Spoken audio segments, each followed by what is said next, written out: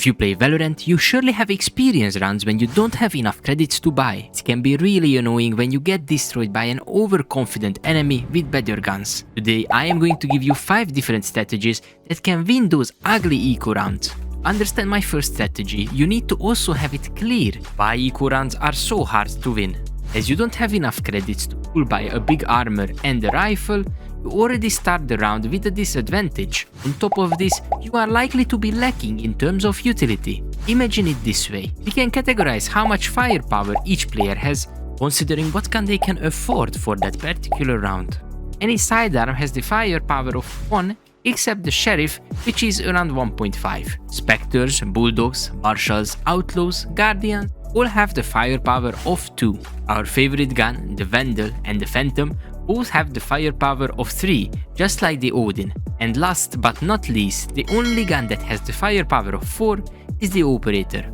If you think about your round this way, it's much easier to understand the clear disadvantages you need to face on eco rounds. The opponent will have Spectres with big armor and all the utility they need. Their firepower is 2, while you are running around with shorties and classics which are in the 1 firepower section. There is a clear difference which we need to somehow avoid getting abused by. The first strategy that can help us do that will be on defense. It's called gambling. But not the type of gambling when you put money on black and pray to the RNG gods to be nice to you. You need to gamble a stack. Call for a stack on A or B and hope that the enemy will be pushing your side. It's a low risk high reward situation since the pros are way more promising than the risks. You are on eco, you have nothing to lose, anything that helps you get closer to win this round is already a huge success. If the enemy decides to hit the site you are stacking, you have a lot more chances of trading each other and getting a few frags. After you get hold of a better gun than your classic, fighting becomes way more equal. If the enemy decides to go to hit the empty side, you need to play retake. Let's be honest, we all know how that will most likely end. When you are forced to retake, just try to play for exit frags or try to make sure they die to the spike blowing up.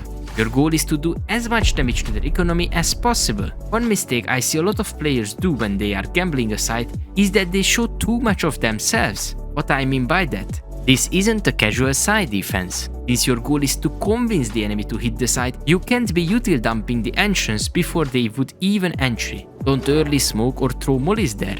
Don't peek with 3-4 people, giving away the plan. Wait until they are committed to enter the site and then surprise them.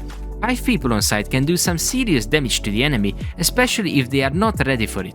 If you use too many abilities early, they will realize that there are way too many people on site and they could rotate. This would significantly reduce your chances of winning, so try to avoid committing this mistake. The upcoming advice isn't really a strategy, rather a way of playing during eco rounds. We understood that in case of eco rounds, focusing on close range combat is everything. If we are on defense, we need to identify certain areas of the map where we can use this idea with success. Generally, you would wanna look for spaces where the enemy has to go through a narrow entrance, like hookah on bind B side, which is extremely hard to clear without utility. You want the enemy to walk into your trap, so stay silent and try to avoid getting tagged by the recon abilities. Even if one of the players gets spotted in hookah, it can be the perfect moment to bait for the unspotted teammate. It is important to be unpredictable and don't repeat this every eco round, or at least don't do it at the same spot. Other locations like lamps on bind A side, A short on Haven, or A ramps on split. Try to always think about how could you get the best out of your gun and abilities. And remember, any frag on eco round can be massive for your economy by creating a more and more winnable round. The next strategy is quite fun to do on attack, and it's really effective also. Even though you will be at a disadvantage in terms of guns, you will have the power of surprise. For this, the team has to be together once again. But instead of trying to control space, you group up in a small part of the map. You effectively try to overwhelm the few defenders on the side. Pace is crucial here. If you can't get in fast, you will probably lose the round. The execution needs to be near perfect. If you are able to trade and eliminate a defender or 2, you can try to snowball during this round. This is a really aggressive strategy, but it can be beneficial since the defenders might not expect you to be so confident on an eco. The strategy itself can be done on any site, but I love to use it on isolated locations. Heaven C site is a great example, normally held down by one player only. S&B site is also a lovely option, with only Killjoy being on site most of the time. And now we will get into some even more exciting strategies that can really mess with the head of your enemies. The example is going to be on Haven once again, although you can do this on any site. On attack, we will leave 2 people waiting in front of one site.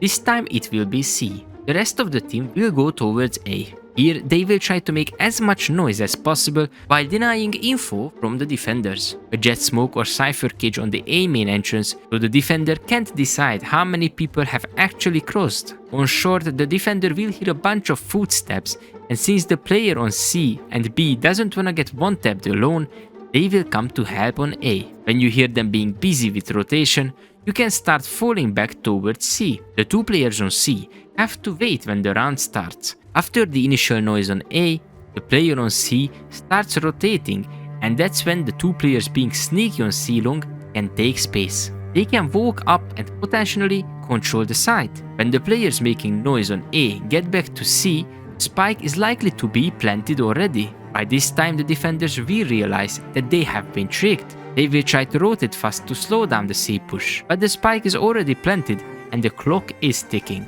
At this point, the attackers can still lose the round, especially if it's a 5-man retake. However, it's a half win already, because the spike is planted and the credits from it are added to our economy. If the attackers have a Brimstone playing lineups, they just need to stall until the time runs out. It's not an easy task, but you have very good chances of winning that round. The final eco strategy works on both attack and defense, but is especially useful on attack. What other value can a map offer besides frags and planting the spike? I will give you 5 seconds to let me know in the comments. The answer is quite simple, yet players forget it a lot of the time. Ultimate orbs. Farming orbs is extremely valuable since it helps charge your ultimate.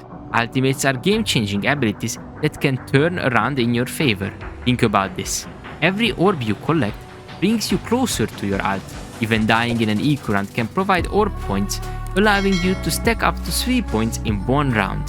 For Phoenix, that means his ultimate can be ready every second round. If he gets a frag or 2, he can have his ultimate even faster, potentially every 1.5 rounds. This is incredibly powerful, and yet orb control is often overlooked. Take advantage of it to have the edge over your enemies. To get crazy value out of strategies like Phoenix's ultimate, you need solid aim. Do you know how to improve your aim? You probably don't, and I explain why in this video.